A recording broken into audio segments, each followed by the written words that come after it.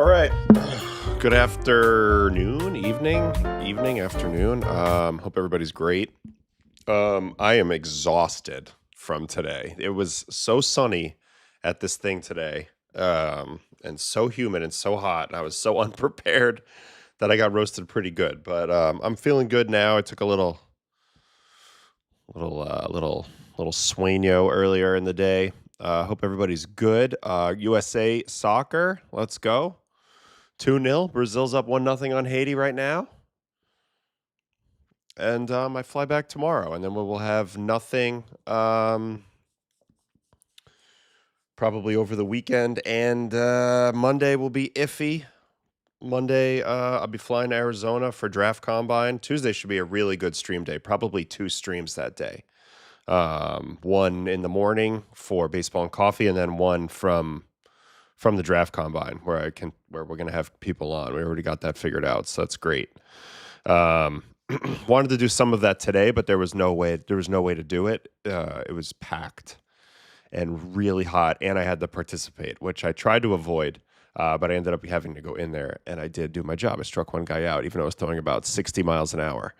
So anyway, thanks for everybody hanging out. Good evening, great night of pitching, Ms. Cam. Oh, and AO in Alabama. I heard about Cam. I didn't even realize. I've watched zero baseball today, so I have no idea what we're going to look at.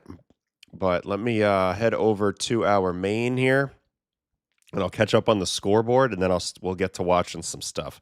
And then also, if there's something that I missed from the late night games last night, as we did a late afternoon stream yesterday, you guys can let me know. But I appreciate you guys for hanging with me here on Friday night here in Alabama.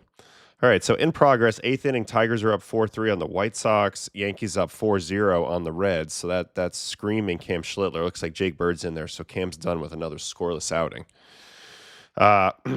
Rays 4, Nationals 2.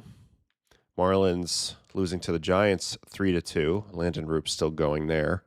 Braves 2, Brewers 1. So that's that Miz game. So I guess the Braves got a couple runs off of the mighty Miz. Rangers 6, Padres 5, end of second. Yikes. Guardians 3, Astros 1 in the third. Cardinals 2, Royals 0, 4th inning. Pirates and Rockies 0-0. And a couple games coming up tonight. Angels A's, Twins D-backs, Orioles Dodgers. That's that Roki game. Red Sox Mariners. And then one game completed. Gosman got absolutely torched today. 16-2. Oh, yeah, Bryan Woo from last night. That's a good point.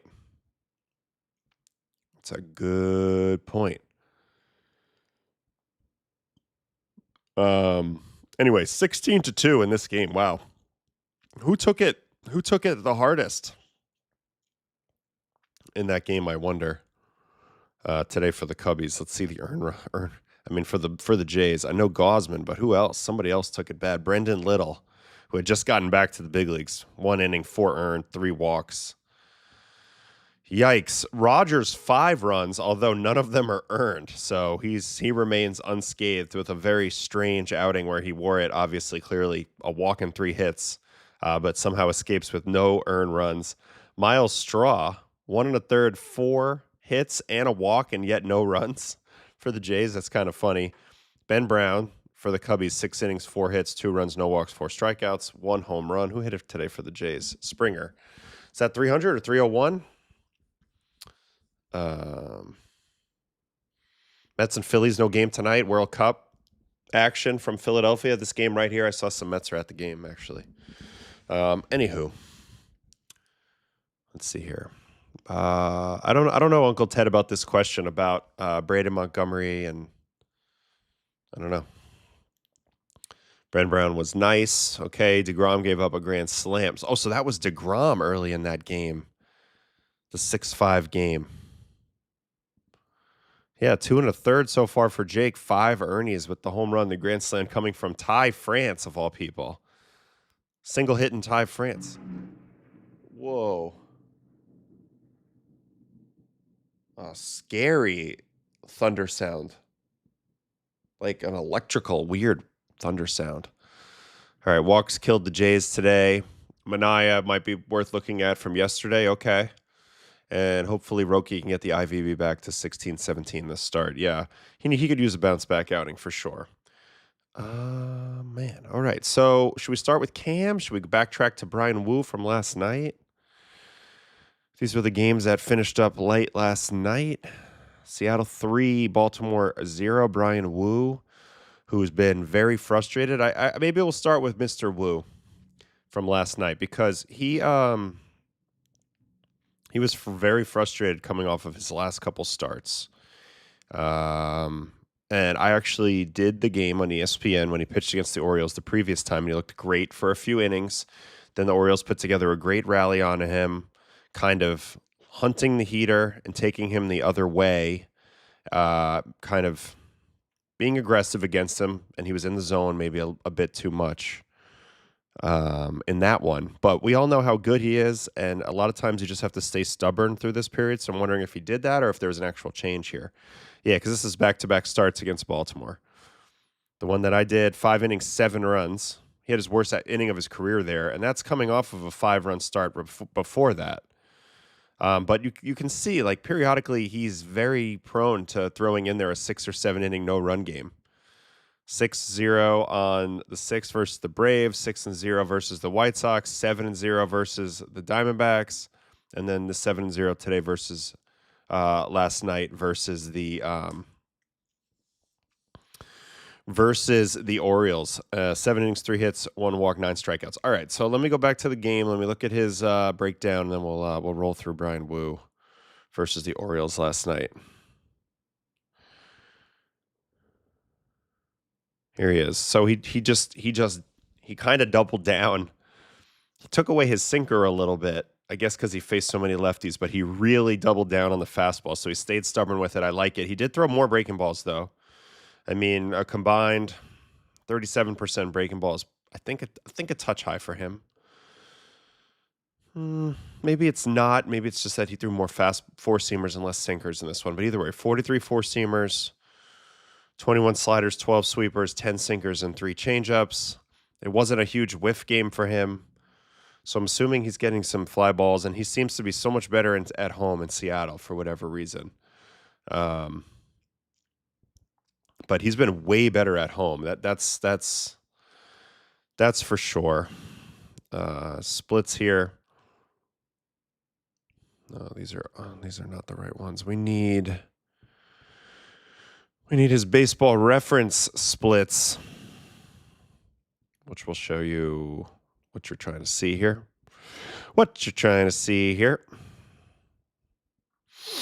2026 home road. And this is before today, where he threw scoreless. He was through his first 7 starts at home this year, even 2 ERA, only 10 runs in 45 innings, and that jumped up to 52 innings. And then road piece, 5.93, 8-game start, 44, and he's given up 29 runs in those. So a drastic difference. Now, it's not a huge difference in walks, but the contact numbers have been way worse than the strikeouts, not finishing people as well. So who knows? Obviously, Seattle, T-Mobile Park, but is it that big of a deal? I mean, sheesh, I don't know. What was his splits last year? 2025 home and road. Well, he was still better at home. He had a 2.44 in 2025, but he had 3.4 on the road. So, all right, whatever. Whatevs. All right, anyway, that was the mix. I faced the Orioles for the second straight start. It looks like he's going to bully them with some fastballs. So let's see if there's a bunch of flyouts or what we see differently here as we roll through Bryan Woo's outs from last night. And this is why the Mariners are good, by the way, and we all know it. It's because they have a good pitcher every game. All right, Taylor Ward, the man who doesn't swing, swings at the first pitch of the game and pops out. So 1 pitch, 1 out. Ooh, day game from Seattle. All right, now he's going to get another out on a fastball. So first 2 outs of the games are 4-seamers, both in the air. Gunnar put a decent swing on that, but he's a little bit under it. 97.7, little fly out there. And then a 3-pitch strikeout of Adley. So tremendous first inning.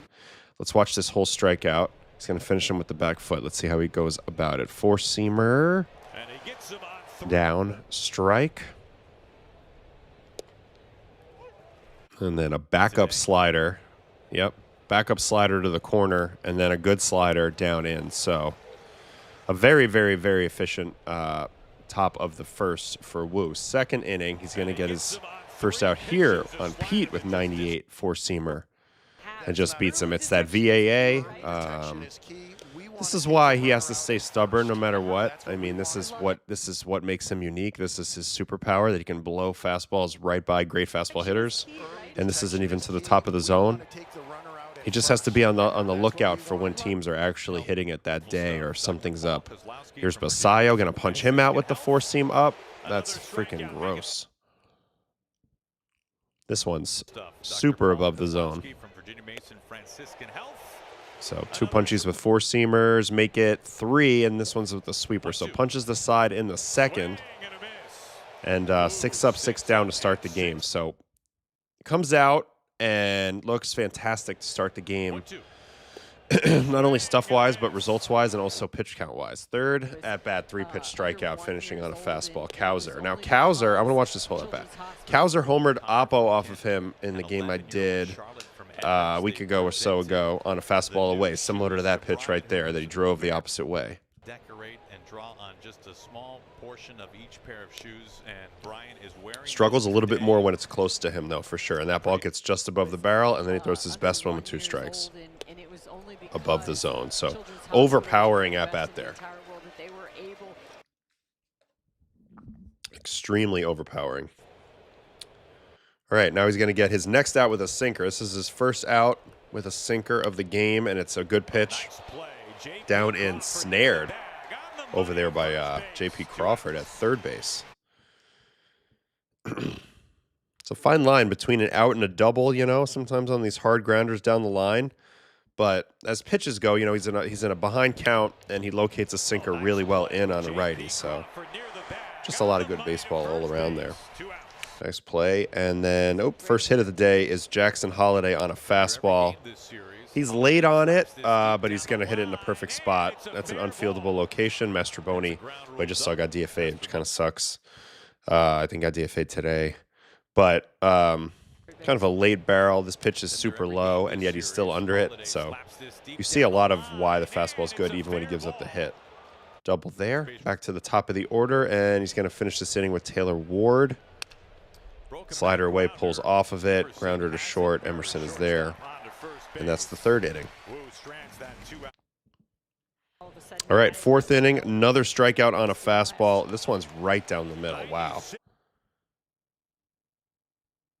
That's crazy. Directly down the middle to Gunnar. And Gunnar got kind of almost on top of a fastball earlier in the game. Yeah, he's frustrated. I get it. That's tough. I mean, that's a special heater to get by you right down the middle. All right, here is Adley. Another out on a fastball. So, yeah, I mean, it's the fastball locations look great. Most of the time with 2 strikes, he's gotten up in the zone. Obviously, he blew that one by Gunnar right down the middle. But starting looks like starting low, going up with 2 strikes. And just throwing a lot of strikes. I mean, that's kind of center cut, but Pete kind of wraps around that. So that's it for that inning. Now we're on to the 5th. Basayo, fastball. Kind of cuts himself off. That was a little bit of a J.J. Weatherholt right there. Cut yourself off, jam yourself on the inside part of the plate. Like, you see how his hands aren't even remotely extended on that. And I love Basayo. He's one of my favorite young hitters. But, yeah, like, he doesn't do himself any favors here by cutting himself off. He'd have to catch that ball way out in front. And Woo's fastball is explosive. So there's a fly out. And then here is a 1-pitch out to Taveras. That's a good swing. But it looks like T-Mobile's going to help him out there a little bit. That ball just did not have any carry to it. 101.8 at 26. That ball felt like it went nowhere. And they've used it in all sorts of things in the past, like parachutes, etc. He is throwing gas. He is throwing gas. All right, now another 1-pitch out to Cowser, and Cowser almost kills him. And this is a hit. So Cowser knew he was going to get fastballs, and that's the second time now I've seen Cowser execute speeding up on a heater, and he almost takes his head off here. Great swing. Good job by Woo to duck out of the way of that. That was a little scary. Oof. Oh, good reaction too. No kidding. No kidding. You got to take a deep breath after that. Yikes. I mean, it's not that close, but yeah, if you stand up at all. If he didn't do his like super ultra bend over, this is scary. I mean, we've already seen Lugo get piped in the head. So anyway, good swing by Cowser. Another one pitch ball in play. Blaze Alexander. So they tried to do their same approach as they did in Baltimore, and this time it backfired. This time instead of they put a lot of these balls in play, but this time instead of getting a parade of hits, they got out a few times, even with some good swings. This is a good swing in my opinion, and the Taveras is a good swing on a slider as well, but the ball just goes nowhere either time. This one's off the end a little bit for another out. All right, next up, Jackson Holiday. That's a good swing, but that's right at the shortstop. So one out there, another out on a fastball. Here is Taylor Ward, third time through.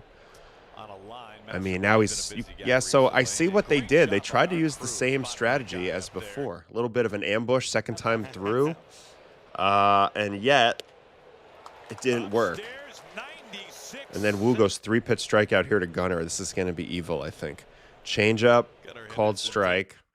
Changeup, so he doesn't throw many of these. He only threw 3 of them on the day, but he saved 2 of them in this at-bat for Adley. I mean, for Gunnar. And after those 2 changeups, you're going to be late on the fastball up, and this is perfectly executed.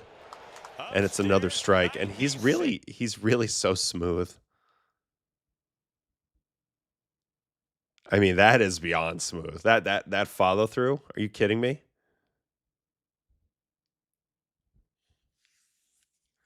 Man, it's crazy. All right, so that was the 6th. One more inning coming here is the 7th. Called strike 3 on a backdoor slider. Adley goes for the challenge, and he's going to be disappointed to find out that was a strike. Let's see the disappointment. Yep, that's plugged in there. So that's the first out of the 7th, and then we have a 3-pitch strikeout of Pete. Let's watch all 3. So Woo really actually was able to almost gain momentum in these last couple innings. The Orioles made some 1-pitch outs, and that just meant he could continue to stay in the strike zone. So fastball sweeper here for Pete. That was a very dominating at-bat, too. And that's probably the best sweeper I've seen him throw to a righty in a long time. This is perfect. Yeah, it's very nice. 87 miles an hour, too. All right, and then he needs one more out. It's not going to happen here. Oh, yeah, it is going to happen here. Jams Basayo, so that's not it. He's going to go out for the 8th inning. Fastball really played in this game. 8th inning, gives up a hit here to Taveras. They're still trying to be aggressive. I still think it's the right approach. They just didn't get some batted ball luck early. So then he goes hit, walk, start off the 8th. He almost had the Yasavage outing from the other day where he was rolling and then finally at the end kind of loses it. You know, I see why they kept him in. His pitch count was fantastic. Even this is only, pitch 89 or 90 when he walks Cowser. So somebody came in and bailed him out. This is where there was a hero, and his name was Buzzardo. What happened here, Buzzardo? This is why, arguably, I think sometimes having a great fireman or like fireman / 7th, 8th inning deployment guy, sometimes it really wins you the game over a team that doesn't have that piece, or they use that type of player in the 9th inning. Fly out here. Robles deked the entire world right there, including Mastroboni, who came flying over trying to catch it. And then a lot happened there, and then a strikeout from Bizardo of Ward. So That's a great job. First and second, no outs, and nobody advances at all. Great job by Bizzardo. They lock it down with Munoz, and that's a win last night for the Orioles. It just felt like, to me, like Woo was all over the strike zone. 54% zone rate, and it's really just the sweeper that he threw out of the zone. Everything else had a positive zone rate. 63% strikes in the zone with his four-seamer. 60 with the sinker, 67 with the changeup, 52 with the slider. So outside of some wasted sweepers, he was all over the strike zone. And the Orioles tried to be aggressive and actually don't hate their approach that much, but it's not like it's easy to get hits off guys that are this nasty, even if you have a good approach. You're still going to get out a lot. Oh, wow. 3-0. What happened in this soccer match? Brazil happened, I guess. Poor Haiti's getting run out of town here in Philly in the first half. All right, let's see what we got here in the chat. And we'll go look at Cam Schlittler.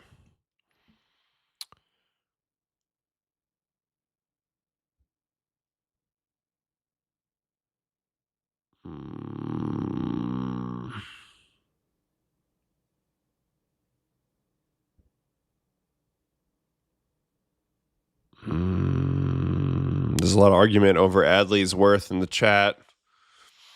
I think Adley's pretty good. I would still want him. Woo was aura farming. It's getting better for the Orioles. Bradish and Boz are improving, and Brandon Young doesn't actively suck. I feel like Brandon Young's on borrowed time with success, but I could be wrong about that. Tyler Wells should be starting, possibly. It's a shame that their pitching's not better, because I really do like their lineup, even though they struggled in this game. Good news for Mariners pitching. The Red Sox are up next. Mariners, I think, are going to cook the Red Sox in that series, but we'll see. It's baseball. You never know. You never know. All right. Let's move along. That was Bryan Woo. He's good. I mean, I can see why he's frustrated. He expects the games to go kind of the way they went in this one. Just, I'm going to throw a lot of strikes. You're going to get out a lot. If I get to 2 strikes, I'm going to elevate my heater, and everything's going to be great. But he got punched in the mouth a little bit. He's less of an unknown. People are going to come in and at times teams are going to have good group-wide approaches, and they're going to be able to get him a little bit. So that's what we see sometimes. All right. Sheesh. Detroit hangs on, beats the White Sox. Skubal pitch in this one? He did. 5 2/3, 3 runs, 1 walk, 8 strikeouts, 2 home runs. He gave up home runs to Randall Grichuk and Junior Perez.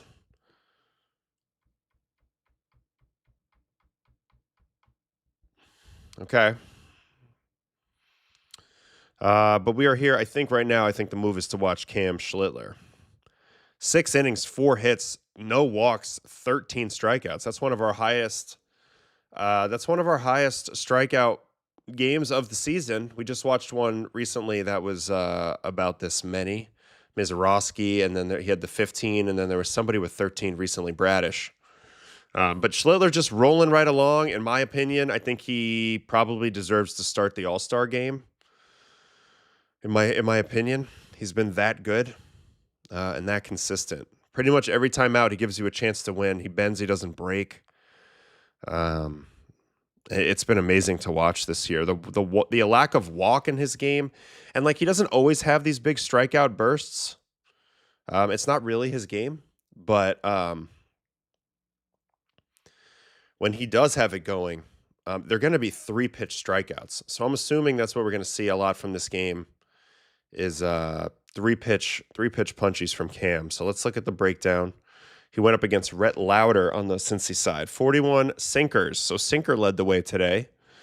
32 fastballs, 20 cutters. So it's the same approach. Velocity has been really good the last couple games. I mean, he averaged 98.3 on his sinker today and 98 on the fastball. 95.6 on the cutter. He's had an immaculate cutter the last 2 times out with huge velocity. 95, 96 on it. And that makes a big difference, obviously. 65% first pitch strikes, 56% zone rate, 70% strikes overall. He's going to be efficient in this one with strikeouts. So, man, I don't know. Some of these guys, it's just incredible to watch them, and they have approaches that are hard to solve. So let's watch it. Reds trying to take on Cam today. And I think I'll watch all the pitches from this one, 96 of them. And he's going to start it off with a first pitch of the game hit by pitch. So he has no walks on the game, but he hits the first batter with the first pitch. A 98.5-mile-an-hour sinker in. All right, here comes J.J. Bleday. Sinker strike. Interesting. Right off the rip, ripping sinkers at lefties in this one. Sinker. Four seam. He's off to a great start with him. That should have been a strike. No challenge, so it's a ball. Cutter here. Here's the first cutter of the night. Backdoor. Very nice. 99-mile-an-hour sinker. It's a little low, and then cutter for the strikeout. I'm telling you, this cutter, to me, is the real separator, and they're going to get the strike him out, throw him out. Great throw by JC. Good tag by Volpe. And this is a beautiful thing if you're on the mound. 2 outs within 1 pitch right here. The cutter, to me, is really the outlier ability. Obviously, that and the strike throwing. Yeah, we know he throws hard, and he's got 3 good shapes, but the cutter is our super big outlier for me. All right, 2 outs, no one on now.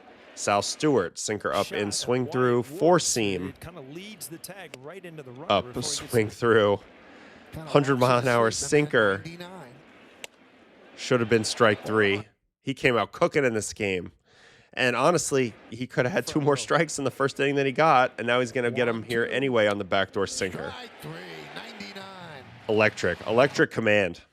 It's not just the stuff, it's the command. The front row. This is such pinpoint accuracy. Great first inning, even with the hit batter. All right, second inning, Nathaniel Lowe. Paul and I are just so Curveball, pat on the back from the umpire to JC. That was a little weird. And now fastball, bully mode. Fastball up, foul ball. Yep. Sinker now coming in for the freeze. I don't really understand this pitch choice. Fouls it off. 4 seam up. Fouls it off. And now cutter. That's a great at-bat by Lowe. And it's going to be a little bit of a wonky hit here because Cam doesn't catch that. But good at-bat, even getting his bat shattered by this elite cutter up and in. At 96, his bat plane was pretty good. He was able to hang in there on some really tough pitches in this at-bat. Cam threw a lot of good fastballs in this at-bat. All over the place. All right, so leadoff man on again. Sinker to steer. Ball 1. Yeah, he's on a rehab, and they've already posted it. Strike.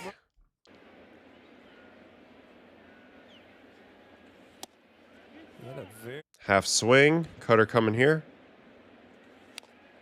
His cutter is the ultimate equalizer. They think they're on to one of his fastballs, and then the cutter's just like, nope. And then fastball, see you later. He's tough. He's really tough. All right, here's Gino. Sinker strike. He's even got a pretty good slide step when he wants it. Sinker again, fouled off, and he's been electric. I mean, we're a little numb to it after watching Misiorowski throw recently, but he's hitting 98. That was a silly pitch. I mean, I know at some point you want to throw an off-speed pitch, but Gino Suarez is an off-speed hitter. He's a slow bat. And if you're going to throw this pitch 1-2, you got to throw it below the zone. So he does him a bit of a favor here. This is the first hit he allows. Second hit he allows if they count that other one a hit, which I guess they did. So first and second here. And it's Stevenson. Cutter dotted. His cutter was amazing here in the early going. 4 seam right down Broadway and 4 seam. You can't go up there and take against him. You're going to fall behind. He throws strikes. So that's a 3-pitcher. And here is McLean. 98 up.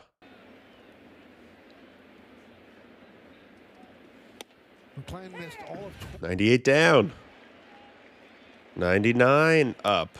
half swing, and then 97 again. So, man, just ramming it down their throat here. You're out. That's the second inning. Just straight, all gas right there. All right, cutter ball. Yeah, mostly, but I don't mind if you call me Mike. The approach is very sustainable, but I'm not sure about the. You would think at some point the BABIP gods will crush him in a couple games, which we've seen a little bit in a few games, like a couple starts ago against the Blue Jays. But BABIP, and then also you just got to think, like, can he throw this many hard pitches for 200-ish innings? Because he's on pace the way he's throwing innings this year. Cutter up and away strikeout again. The cutter is unreal. Unreal. Everything is good. The cutter's unreal. Another one there. You got no shot of squaring that up. Dominguez on the run. Can't make the play. So, man, as good as he pitched, there was some wonky stuff that happened out here. All right, Blade for a second time. Sinker chopped foul. Cutter right now.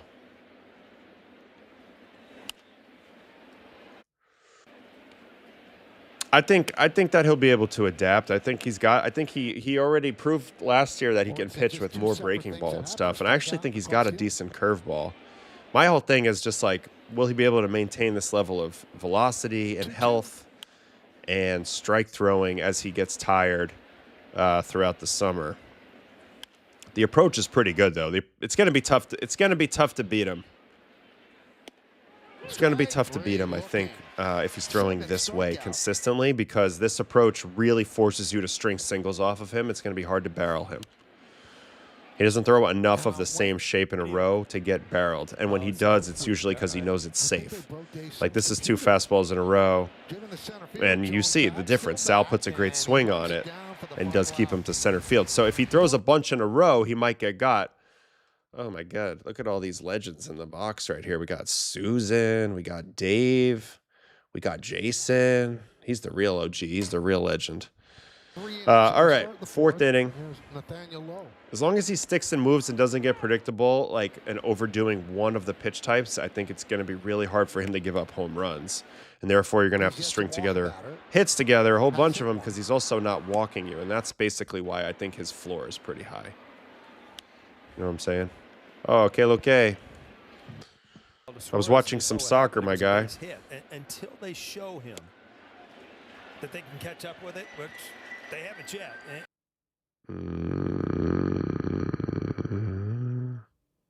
Hold on, I missed this pitch. Here we go. Another 4-seamer. I really thought with his short extension that his 4-seam wouldn't play the way that it does. I knew that he was going to be good, but I didn't know his 4-seam would be this effective. I thought his 4-seam would be the pitch that would be more vulnerable, but it really hasn't proven to be the case very often. And last year he got in a little trouble because he didn't use the whole zone. He only pitched up for a while, but now he's a lot better about using the whole zone within the game and reading the swings better.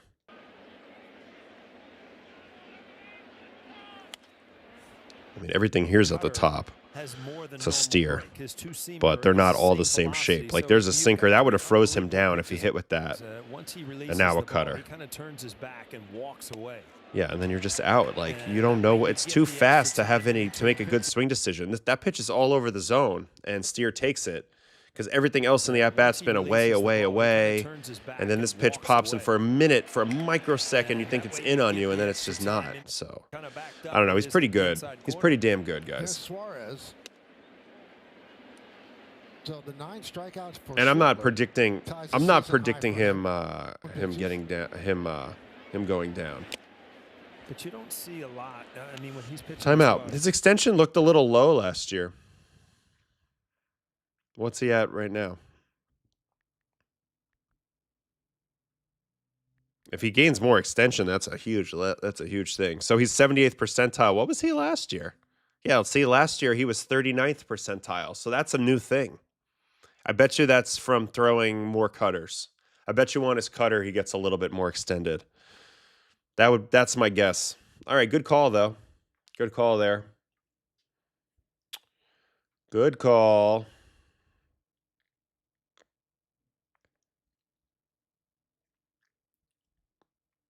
sure. All right, foul tip there. Here is fastball. I bet you he doesn't make the same mistake twice to Gino.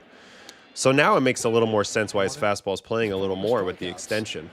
Last year, it was 4 inches lower than he's averaging this year. I do bet that the cutters got more than the others, though. Swing and a miss. Strikeout number 10. That's Door City up top, even with the sinker there. You cannot try to pitch soft to Gino. You just got to stay stubborn with the fastballs if you got 98 in the tank. All right, 5th inning. Stevenson had a 3-pitch strikeout his first at-bat. Something tells me he's headed to it here in his second at-bat. Yeah, he's getting very handsy. Oh, he's going to put this one in play. So he survives this at-bat. But that was a great sequence. Sinker, 4-seam cutter. Progressively got harder to hit. Great sequence. High sinkers, you mean? I think he doesn't have like a ton of drop on his sinker, so a lot of times he's trying to use it to either jam the righty or backdoor. So.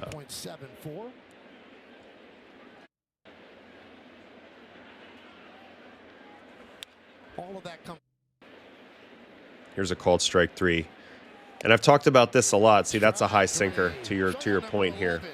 I've talked about this a lot. When you want to throw the backdoor 2-seam, if you try to land it like in the bottom part of the zone here, a lot of times what happens is your hand travels too much and you actually get a little more over the ball and you don't execute that pitch. You actually pull it down here into the ground.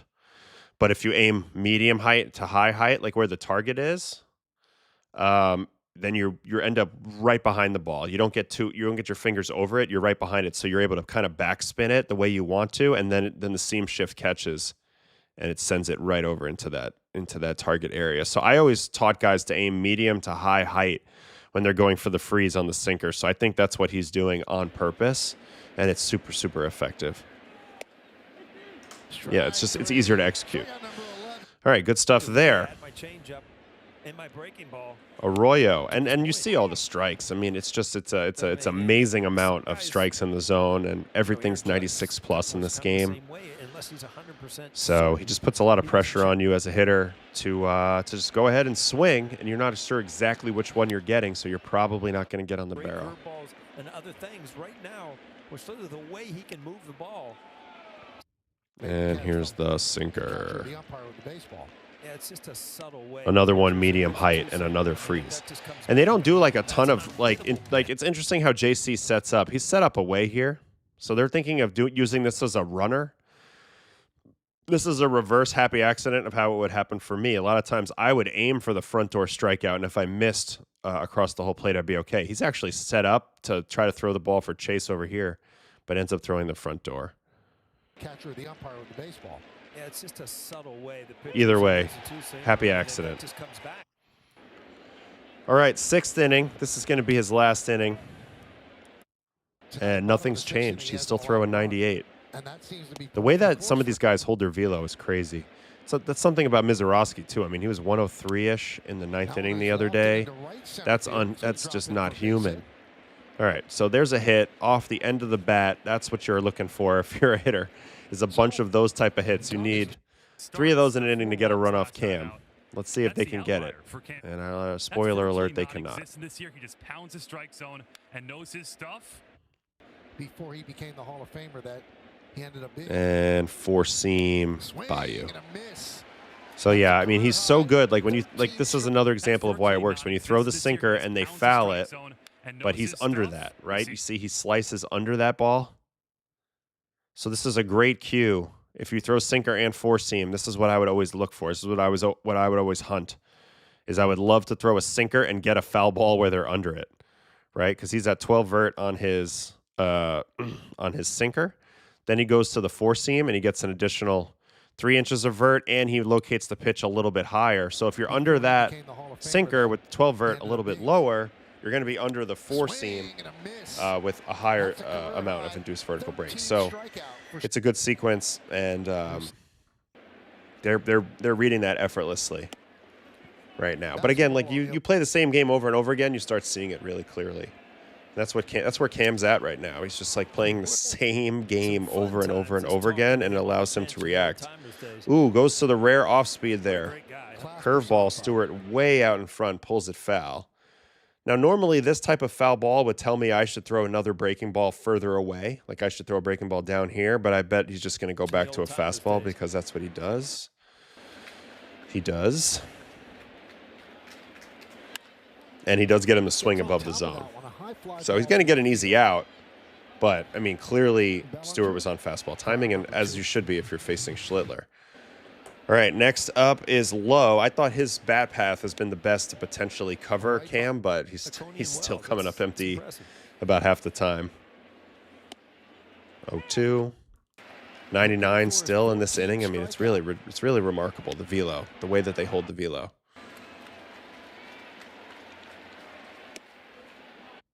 And a hit here for Lowe. So I told you, Lowe's had good swings. I felt like Lowe could get a hit. There it is. That's a very nice piece of hitting. See, so they've gotten 2 hits in the inning, but you got to get 3 if you're not going to hit a ball out of the ballpark or a ball in the gap. And he's going to finish his outing with this 3-pitch to Spencer Steer. 4-seam up away ball. 4-seam up ball. Velo dropped a little bit here, and then sinker, and he's going to get the out. So switches pitch type behind in the count, gets the rollover. He never gives you what you really want in the hitter's count or what you can really handle. You know, he saw 2 4-seamers. If he throws this exact same spot, but as a 4-seamer, he might crank it. But it's a sinker, and he chops it in the ground. So, I don't know. I think he should start the All-Star game. He's been that consistent. And, yeah, I mean, what's there to say? I mean, this is the 2026 Savant page. It is immaculate. A little bit of hard hit, but that's probably just ground balls off sinkers. Other than that, I mean, if he really did truly increase his extension, now his perceived velo is better, and now that makes sense why the fastball looks so much more explosive. I mean, last year the stride looked short, but now he's got a little bit more. So you're telling me? So I don't know. I mean, look at the pitch movement plot. It's glorious. All 3 of these pitches are distinct, separated, and they throw hard. I mean, they're all fast. And then, but you see that cutter, it's an outlier shape. It's completely off of the grid there. So it has more sweep than average by a pretty large margin. So to me, that's the ultimate outlier pitch that he has, besides the fact that he just throws incredible amount of strikes. I mean, 5.2% walk rate is elite, 92nd percentile. It's the elite cutter and the walk rate, I think, that makes him a legitimate Cy Young possibility. Everything else is good, but other people have that. Not everybody else can do that combination that he has with those things. Is there any value in, over the course of the season, dialing back the later inning velo in the non-critical spots in order to lessen fatigue? Perhaps. I mean, if you have a big cushion and you want to just kind of mix it in there and take your foot off the gas. But typically pitchers like to empty the tank as they get close to finishing. So you don't see a ton of that. I'm pretty tired. I don't know how long I'm going to stream today, guys. We'll see. Miles Straw breakdown. He pitched quite a bit today. Just like 5 guys got on base and nothing happened there. Oh man. You guys are really clamoring for the Miles Straw breakdown. Jays Cubs.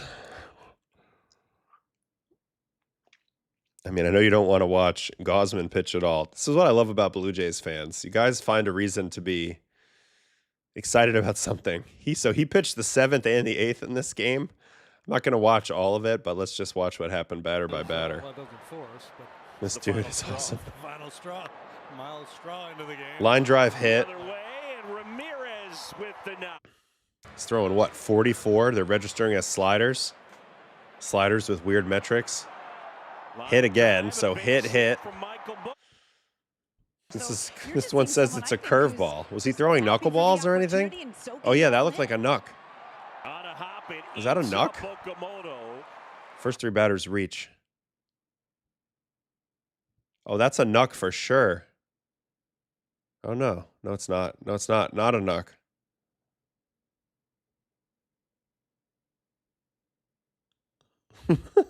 This is the opposite. Oh, God. This is the opposite. This is the opposite of an explosive delivery. So you're just seeing Sorry, guys. I'm tired. just happy for the opportunity and soaking it I all wasn't in. looking. I wasn't looking at the chat. It eats up Okamoto, and Suzuki with the knock. So anyway, he gave up a bunch of hits off at the beginning, and then he's able to get some guys out. Is that a knuckleball or is that a curveball? Clutch pressure, none of it. Yeah.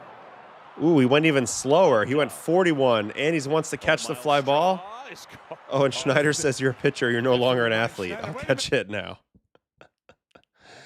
I think slower. I think if you can get under 40, you have a good chance of getting major leaguers out. Under 40, definitely plays. This is 43. So this is his second time through. Wow, huge swing by who's that? Shaw. Ooh, they called him safe, but then they probably challenged that and he's out. Here's a hit, 42 miles an hour. Ground ball, base hit, right field. I mean, what's there to really break down? He's just slopping it in there. There's a walk. How did he give up no earned runs? You're not sensing levity. A lot of fun now. He's throwing. This is about how I looked out there in the game today. Sanchez there to gather it in, and there's two down. I'd be curious if I was throwing harder than this or not. Had to be at least 60. Oh, yeah, I was throwing harder than that for sure. Ground ball to third. Okamoto takes it, and that's it. So I don't know. Here's the delivery from the side in case you guys missed it from before. That's the old step and lob. Nothing fancy here. The old step and lob. So silly. Are we stuck with Little? Like, how many chances can he get? Wasn't he shoving in AAA, Luke Little? And now he's not? Brendan Little, excuse me? Not really sure. Let me tell you, this Alabama humidity is no joke. I got zapped today. Zapped. Cubs broadcast makes me feel like I'm playing the show. Yeah, with Boog on the call because he does the show. That's so true. Boog's the man. I'm in the booth with him July 1st. So what's that? 11, 12 days? That'll be pretty good. All right. What's next? What do we got going on in the world of baseball right now? These games still ongoing? A couple of them ended. Yankees took care of the Reds 5-0. Detroit 4. White Sox 3. We talked about maybe looking at Skubal for a little bit. Misiorowski and the Brewers faced the Braves today. Braves won that one 3-2. What's the happenings in this start today? Miz went 6 innings, 5 hits, 2 runs, 1 walk, 7 strikeouts. So they got 5 hits off of him and a walk, and that equated to 2 runs, and that was enough. Martin Perez outshined him in a way. 6 innings, 1 run, and then I've talked about it before. This is the true strength of the Braves, in my opinion. Dylan Lee, Robert Suarez, and Rafael Iglesias. They need to protect this trio at all costs if you're the Braves. 1.11 ERA for Dylan Lee, 0.56 for Robert Suarez, 1.48 for Rafael Iglesias.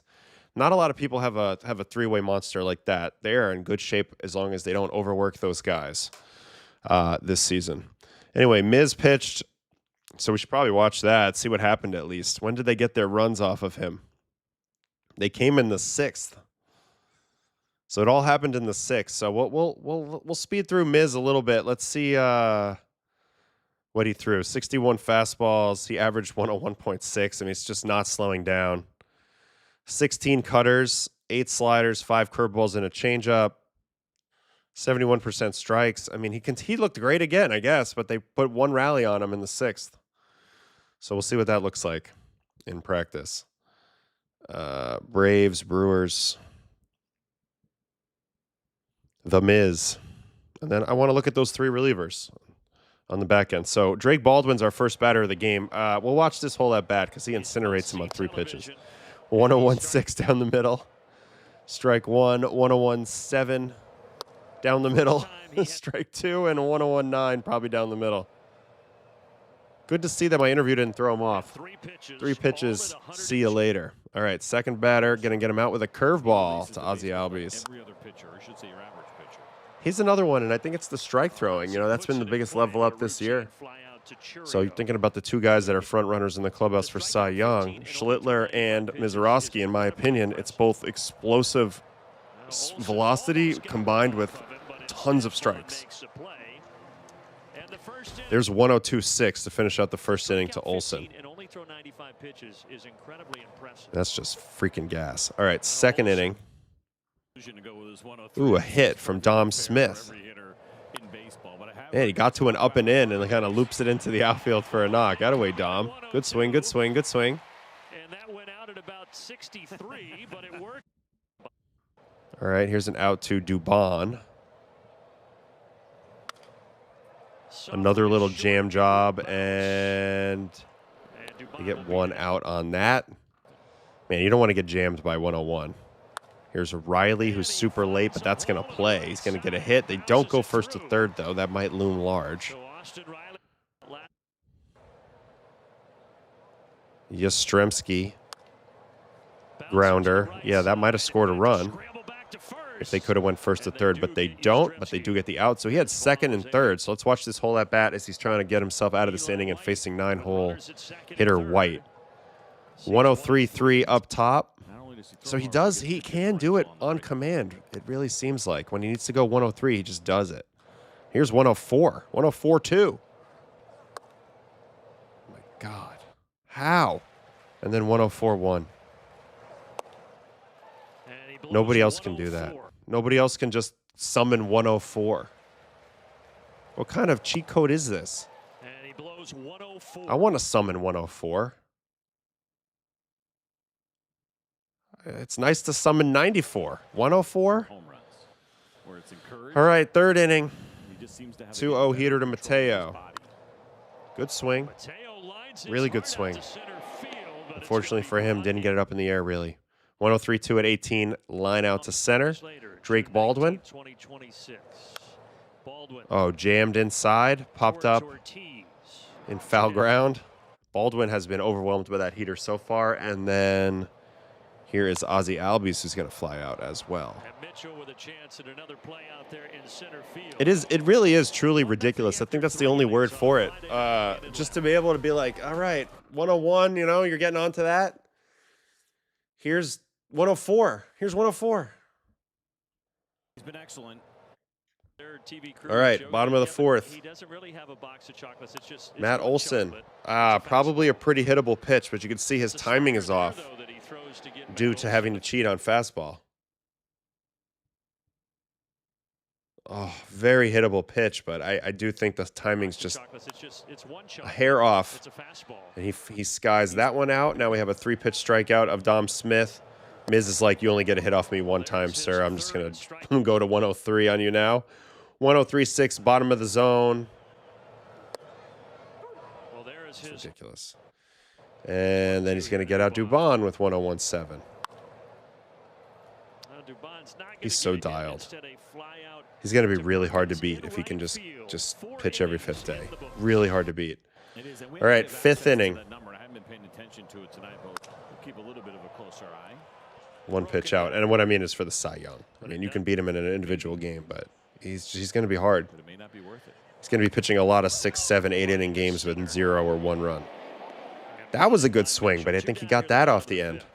Right? How hard? No, 101.7. So they've hit 2 really solid line drives to center, but they weren't able to pull him or get him down either line. That ball knuckled a little bit. And then called strike 3 to end the 5th. So the 6th inning, they're going to get to him a little bit, and it's going to be curious to see how that goes. This is actually paint. 100.7 mile an hour, super paint. That's ridiculous. All right, 6th inning, let's see it.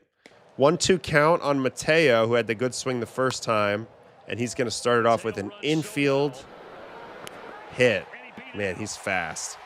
So infield hit gets it started. He looks like he might have blown out in the process. Baldwin punches out.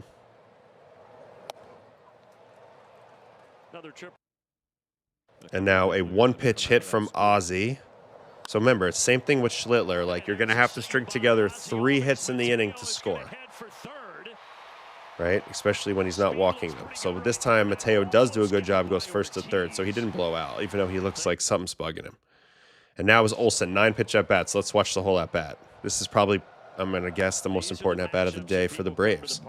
Slider up, strike. 100 coming here. This is a golden opportunity. You don't get these opportunities. Can't strike out. Immediately falls behind 0-2. I thought Miz would have reached back for about 103, 104 here, but perhaps the Atlanta Heat, maybe, slightly getting to him here. Fouls that one off. This one's 98 too, so not able to, looking at the rubber there, but not able to go up as high as I would have thought. Now change up. It's a good take. Here's 101. Really good takes. So 3 good takes in a row from Olsen. Gets the 3-2.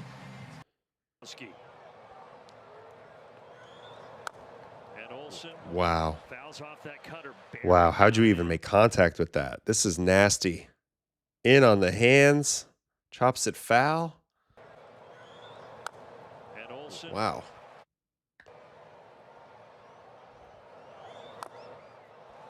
Another cutter off the foot.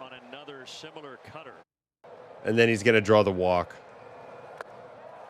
So, yeah, he really did make him work.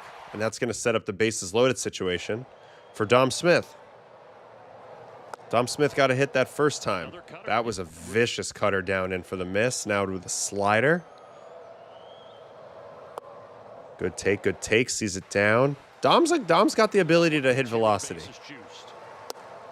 And then he gets torched by the 102, but let's see if he can get one in play here. 102 again. Good take. And then 103, and he strikes out. So Miz was able to dig deep for the 103 there, and he does strike out Dom Smith. That's a tough, frustrating at-bat. And then there was Dubon. 102. Ball 1. 99. Late and under it. 96 cutter. Swinging strike. And then he's going to get him on the 1-2 fastball.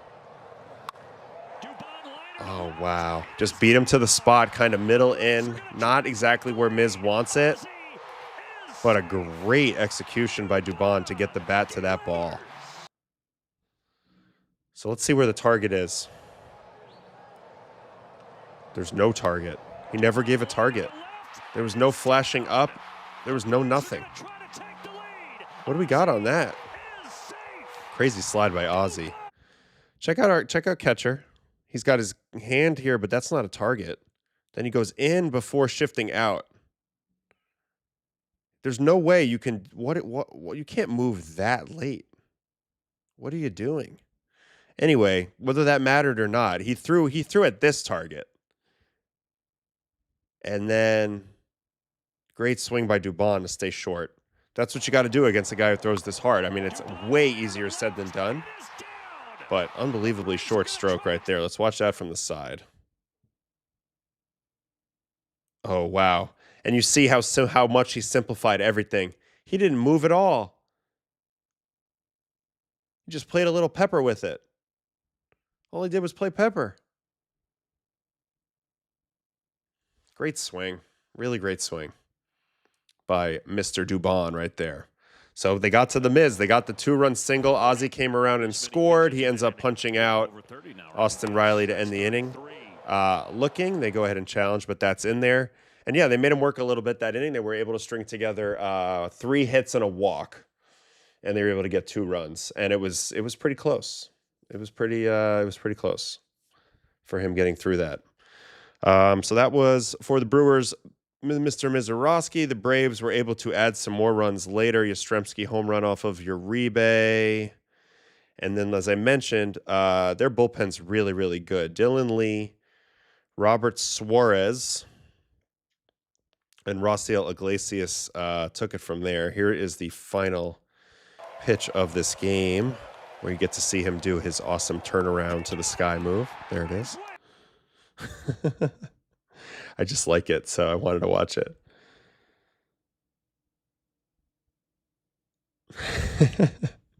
He's great. But these three guys are awesome. If you don't know, now you know. Dylan Lee, he's been really good for a long time. Little lefty, good command, really good slider. You like that? 100th percentile expected ERA for your matchup lefty, and also can get righties out guy in the 7th or the 8th. Can pitch a lot of baseball games. He pitched 74 last year. So how do you like that? 0.65 whip. That's pretty good. And then you got Robert Suarez. Yep. How do you like that? 0.59 ERA on the year, 30 innings, has a closing pedigree, but is now setting up. And this guy just pumps strikes all day long, 4.4% walk rate. So he's not going to go out there and beat himself. You're going to have to beat him. And then if you get through those two guys, you still got to deal with this guy, Raciel Iglesias, who has a 1.22 ERA and is known to go on a stretch of like 30 innings with no runs. And he works fast, and before you know it, the game's over. So I think the Braves have to really upgrade their starting staff. That's pretty obvious to me. I'm going to go look at the Braves. But they've been able to do it so far, and you got to give these guys credit. But I just think if they want to like go the whole way this year, I think you got to watch out for them in any type of Scooble, sweepstakes, or any type of upgrades in the starting staff. Sonny Gray, I mean, Joe Ryan. I mean, there'll be some people potentially available because this is what they're working with right now. Chris Sale, J.R. Ritchie, Martin Perez, Bryce Elder, Grant Holmes. Now, Perez, Elder, and Holmes have all been great this season. Elder's shown some, and Elder and Holmes have gotten hit a little bit lately, but overall, you know, they've done more than you could expect. But Strider's on the shelf. Schwellenbach's on the shelf. J.R. Ritchie has not looked great so far. Who else am I forgetting that's also on the shelf? Smith Shawver. You got Waldrip, who's in AAA, who was a factor last year. They need more starters. They definitely need more starters. The bullpen, I mean, yeah, it's a little top heavy with those top couple guys. But there's some talent in here too. I mean, Dylan Dodd, Didier Fuentes, talented. Karinchak, I mean, who knows? And Ronaldo Lopez, talented too. But they could use a little bit more impact on the pitching side. On the hitting side, I think they're fine. Hopefully Acuna comes back feeling good, and I think they'll be fine. But when I think about them a little bit, I worry about just that starting pitching. For me, that's probably the biggest concern, biggest X factor in that NL East, if the Phillies can catch the Braves or not. It's just the Braves starters, because we know the Phillies starters are great. So they're going to have chances to win a lot. Didn't Scooble say he wanted to play for the Yankees? I never heard that. I never heard that at all. Sonny Gray to the Braves. Book it. Should the Red Sox target Ketel Marte before the trade deadline? I would say no. Red Sox should not be buying this year. They should be selling, in my opinion. They need to start over again next year. And they have pieces that I think it's just a lost year. I don't see them coming back. I really don't. I think they need to take advantage, and they need to sell a little bit. You know, the Sonny Grays of their team, Chapman's, etc., and like kind of if I'm them, I'm not buying. Now I would have been that guy who would have maybe traded a Peyton Tolley before the year for Ketel Marte. But the circumstances were different in that moment. And that would have looked bad right now. That would have looked really bad right now, the way Tolley's looked. But I was more thinking about that type of thing in the offseason. But for right now, for the Red Sox, I think Norm's on it. Their season is done-zo.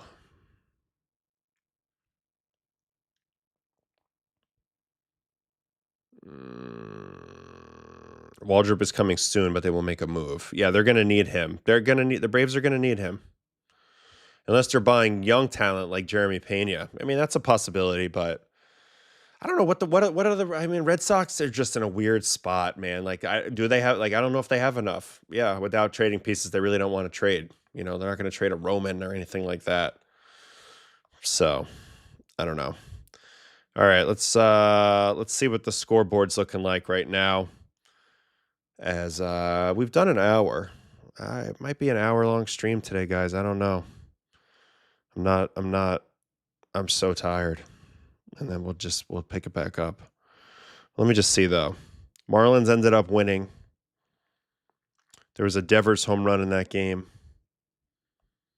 We know about the Yankees. Ben Rice, Jazz homered. The Rays trucking along versus the Nats. Tigers trying to save their season. Cubs had a laugher. Got 2 games in warm-up right now. Red Sox, Mariners, Orioles, Dodgers, and a bunch have recently started. Twins, D-backs 0-0. Angels, A's 0-0. Rockies winning 2-0 on the Pirates. That's a good outing so far from Kyle. Kyle Freeland, that is. Royals beating the Cubbies. I mean, the Cardinals. Rangers beating the Padres. And Jake's still pitching. Wow. So Jake really rallied in that game. Jeremy Pena, speaking of which, homered. Man, Jake really rallied in this game. He ended up going 6 innings. This is what a true ace does with 9 strikeouts. I mean, he was blown up early in this game. He gave up 5 runs in the first and ended up pitching 6 innings in this game. So you got to give credit for that. You know what I was thinking? Maybe we should check the coffee cups. This is today because some games are over. So as of right now, Carson Kelly would be our leader, but that's far from over. Kerry Carpenter in the WPA with a big hit in the game against the White Sox. Pitchers so far today: Schlittler, Roop, Misiorowski. Scuba would be next. WPA, Schlittler, Perez, Roop. And then top Hundies today: Jesus Made, 2 for 4, 4 RBIs. Edward Florentino, 2 hits with a homer. Pitchers: Caden Scarborough, number 77, 4 2/3 and 1, and Kyson Witherspoon, 5 2. NCAA tournament, nothing yet. Now from yesterday, Gage Jump was somebody that we could have maybe looked at. He pitched good, huh? 7 innings, no runs. He's looked really good in the early going of his career. And batters, oh yeah, the great Juan Soto. Maybe we should watch the great Juan Soto's 2 home runs from last night.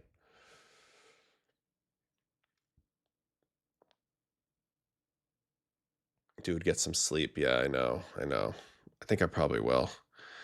How do you figure out perceived velocity on certain pitches? I have a tool for that, but not like long term, just like game to game.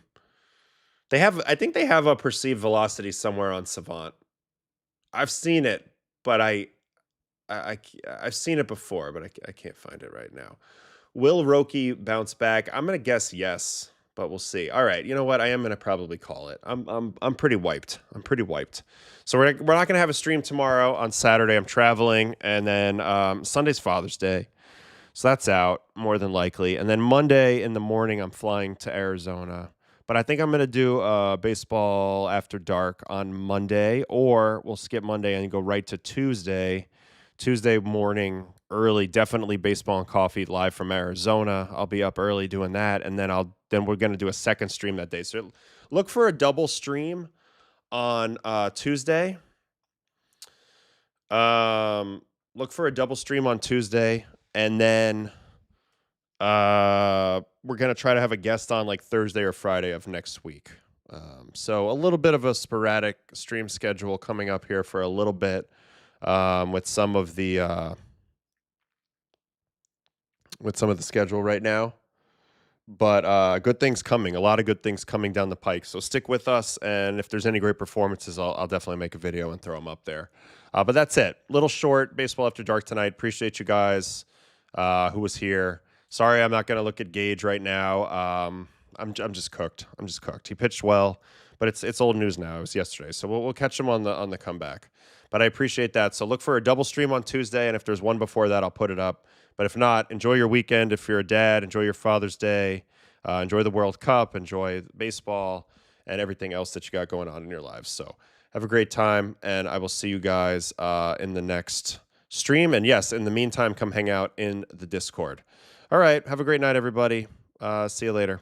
Adam is out.